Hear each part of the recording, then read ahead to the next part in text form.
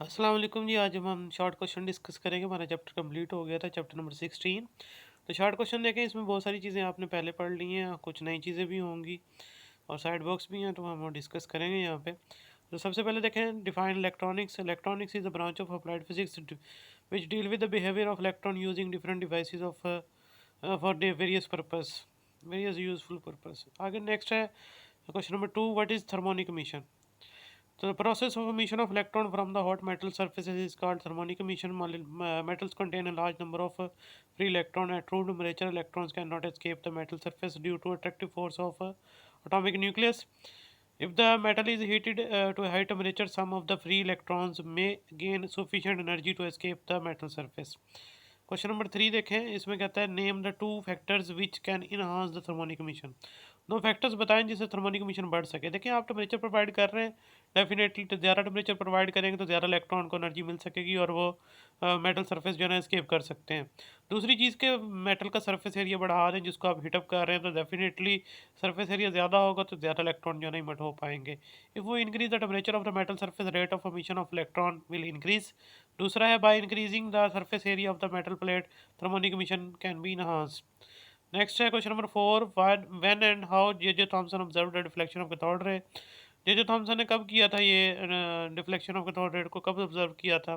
देखिए ना, 1850 के अंदर जो है वो ये फिजिस्ट जो है ना इस चीज़ को एग्जामिन कर रहे थे कि इलेक्ट्रिसिटी जो है वैक्यूम में से पास होती है। अगर दो इलेक्ट्रोड को सील कर दिया जाए वैक्यूम ट्यूब के अंदर, तो कैथोड से कुछ रेज इमिट होती हैं जो एनोड की तरफ जाती हैं। तो बाद में पता चला है कि अगर आप इलेक्ट्रिक फील्ड और मैग्नेटिक फील्ड अप्लाई करते हैं उनके ऊपर, तो वो डिफ्लेक्शन शो करती हैं, जिससे पता चलता है कि वो कैथोड रेज नहीं है बल्कि वो पार्टिकल्स हैं और वो नेगेटिवली चार्ज पार्टिकल हैं।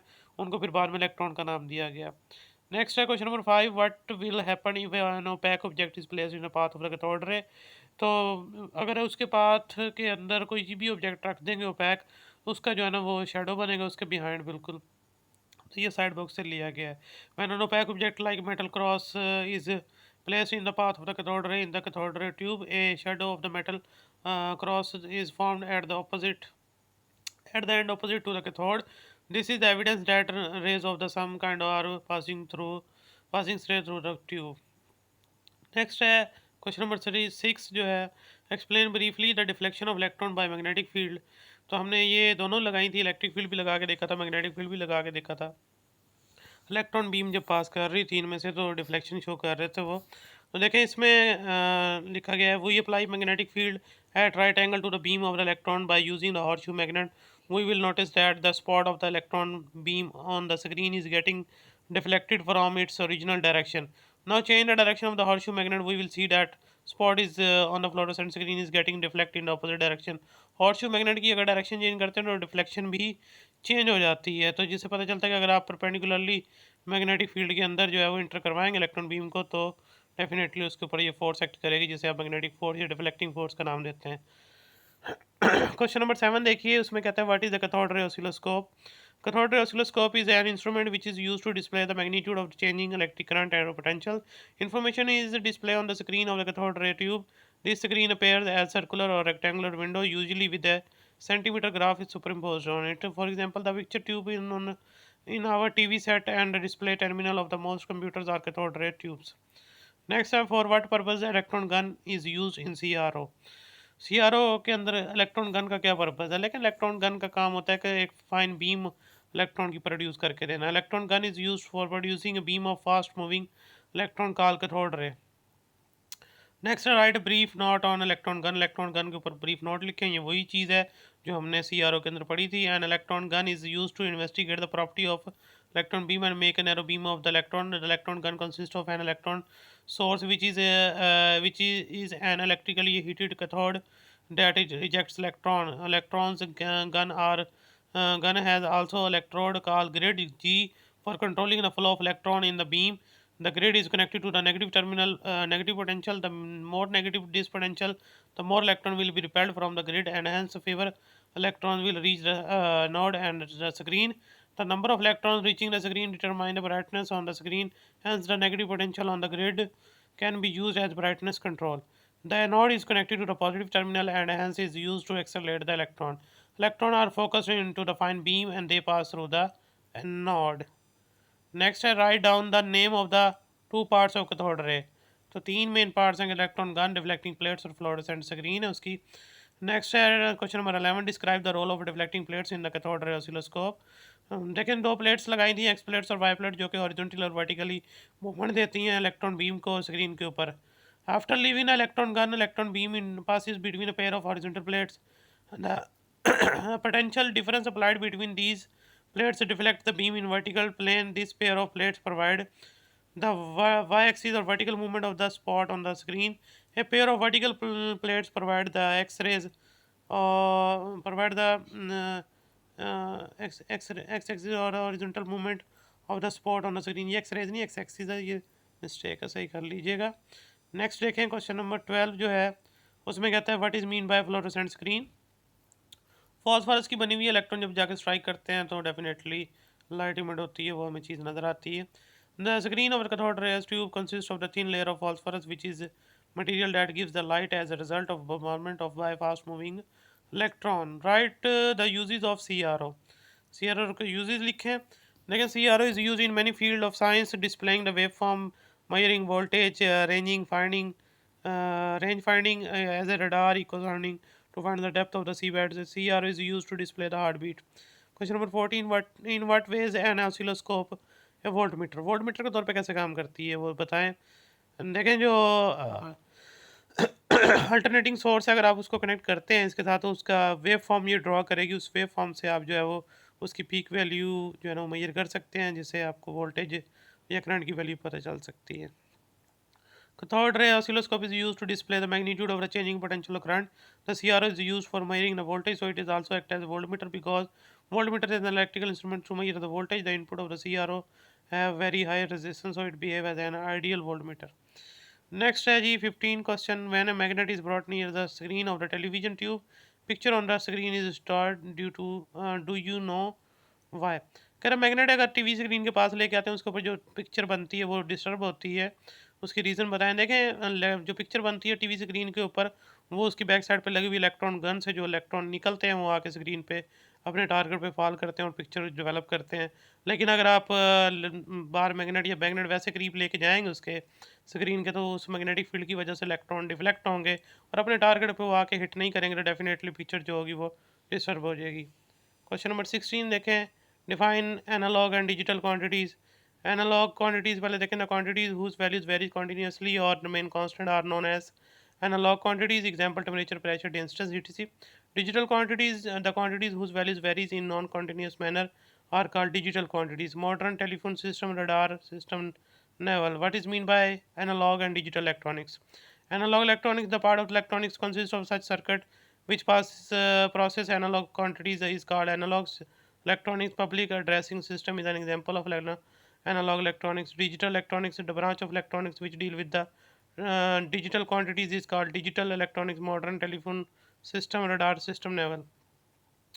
Explain digital signal and analog signal. Analog signal, the signal which vary in a continuous manner is called analog signal. The signal which vary in non-continuous manner and show results in a discrete manner. उसके बाद है question number 19, write down the name of the 5 analog and 5 digital devices that commonly use in everyday life. Analog में analog watch, microphone, amplifier, analog balance, analog meter यानी ammeter और voltmeter. Digital devices में computer, digital watch, calculator, radar system और mobile phone है। Next question number 20 है, what is the relation between digital quantities and digital electronics. Digital, the branch of electronics which deal with the digital quantities is called digital electronics. The digits used by the digital electronics are 0 and 1, and whole data is provided in binary system due to which the process of the data becomes easy. It can be seen that digital signal provides the data by maximum और minimum voltage level. दो states होती हैं, minimum और maximum या 0 1 से show करते हैं। Next question है question number 21, what does ADC stand for. तो ये कन्वर्टर है जो कि एनालॉग को डिजिटल सिग्नल में कन्वर्ट करता है। A circuit which convert the analog signal into digital one in the form of digits is called analog to digital converter ADC। Next question है question number 22, what is digital to analog converter. The circuit which convert the digital signal into analog signal is called digital to analog converter DAC। इनका भी difference लिखा गया question number 23 के अंदर। वही same as it दोबारा लिख दिया है आपने लाइन डाल के। नेक्स्ट क्वेश्चन जो है वो 24, what are the 3 universal logic gate. 3 जो हमने पढ़े थे, or gate, and gate and not gate. उसके बाद 3 ऑपरेशन के नाम बताएं। क्वेश्चन नंबर 25 है, 3 बेसिक यूनिवर्सल जो ऑपरेशन है इलेक्ट्रॉनिक्स के अंदर, एंड ऑपरेशन, और ऑपरेशन एंड नॉट ऑपरेशन। उसके बाद what is mean by logic state. Logic state क्या है? Logic level is one सर्वल states that digital signal can process expressed as a DC direct current voltage with respect to electrical ground. Usually, the term referring to the binary logic is two level states can exist. Logic 1 is also called high state और logic 0 is also called low state. दो ही possible states हैं, उनको हम logic states कहते हैं, जिसको एक को लो, एक को हाई, एक को 0, एक को 1 कहते हैं। Question number 27, what is mean by binary variable या फिर डिफाइन बूलियन वेरिएबल, दो नाम है इसके। Such things which can have only two possible states are known as Boolean variables or binary variables. The states of the binary variables are usually represented by the digits 0 and 1. Define Boolean algebra. The algebra used to describe the logic operation by symbols is called Boolean algebra, जिसमें आपने and और not जो gate का operation देखा था mathematically, उसे Boolean algebra कहते हैं। Define logic gates. Such circuits have design which implement the very logic operation. These circuits are called logic states.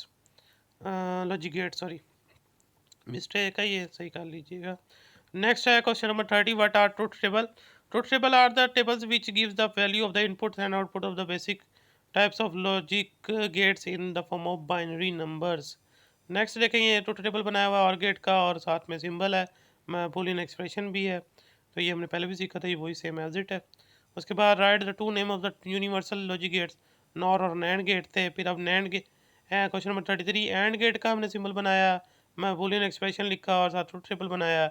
उसके बाद नॉट गेट का बनाया, देखें वो उसका सिंबल भी है, उसका बूलियन एक्सप्रेशन भी है, ट्रुथ टेबल भी बनाया था। यहाँ एक इनपुट एक आउटपुट थी।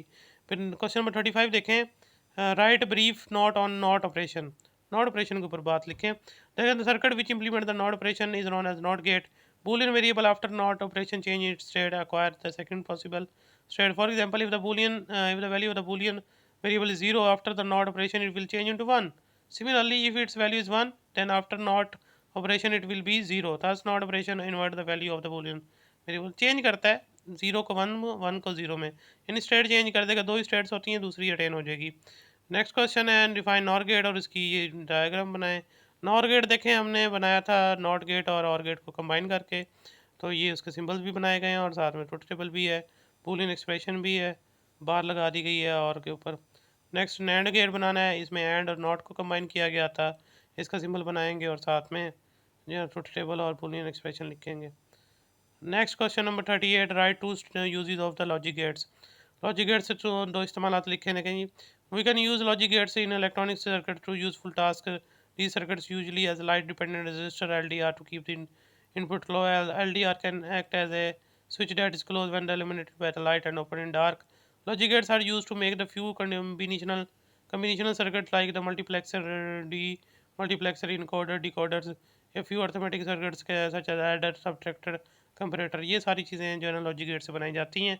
लास्ट है how does LDR work. LDR work कैसे करता है? ये लाइट डिपेंडेंट रेजिस्टर होते हैं, act as a switch that is close when the illuminated by the light and open in the dark.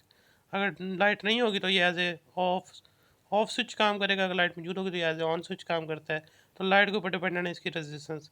तो ये शॉर्ट क्वेश्चन कंप्लीट हुए आपके। नेक्स्ट फिर इंशाल्लाह नया चैप्टर स्टार्ट करेंगे, क्योंकि इसके न्यूमेरिकल नहीं है। अल्लाह हाफिज़।